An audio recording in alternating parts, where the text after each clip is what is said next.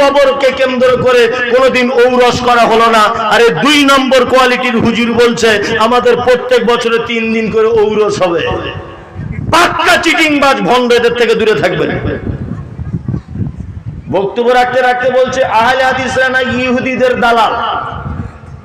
বক্তব্য রাখতে রাখতে বলছে হুজুর, বক্তব্য রাখতে রাখতে বলছে নফল নামাজ আমাকে বিনা পারমিশনে কেউ পড়তে পারবে না। কি লাট সাহেবের বেটা, মনে মনে ভাবছি আল্লাহ তুমি যদি একবার দেখা দিতে তো একবার দেখিয়ে দাও, চাপকিয়ে সোজা করে দাও। বলছে নফল নামাজ আমাদের বিনা পারমিশনে পড়া যাবে না। আল্লাহু আকবার, আপনি অবাক হয়ে যাবেন। আবার বলছে আমাদের উপরে দরুদ পড়তে হবে। আবার বলছে আমরা আওলাদে রসুল, রসুলের বেটা আর কি। আওলাদ মানে কি? সন্তান সন্ততি। তো বলছে রসুলের সন্তান সন্ততি।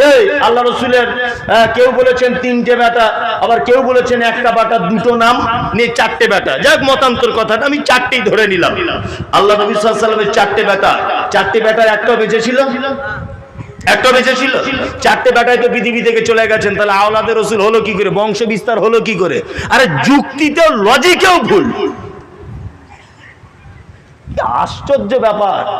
বলছে আশিকে রাসূল, নিজেকে দাবি করছে হুজুর আশিকে রাসূল। আশিকে রাসূল মানে রসুলের প্রেমিক। রসুলের প্রেমিক এরকম হয়।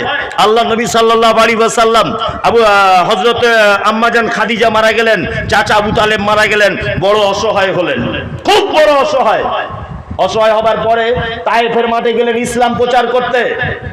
তায়েফের মাঠে ইসলাম প্রচার করতে গেলেন। ইসলাম প্রচার করার সময়তে আল্লাহ নবী সাল্লাল্লাহু আলাইহি ওয়াসাল্লাম একটা পদক্ষেপ গ্রহণ করেছিলেন। আলেমগণ জানেন, আল্লাহ নবী সাল্লাল্লাহু আলাইহি ওয়াসাল্লাম সর্বপ্রথম তায়েফের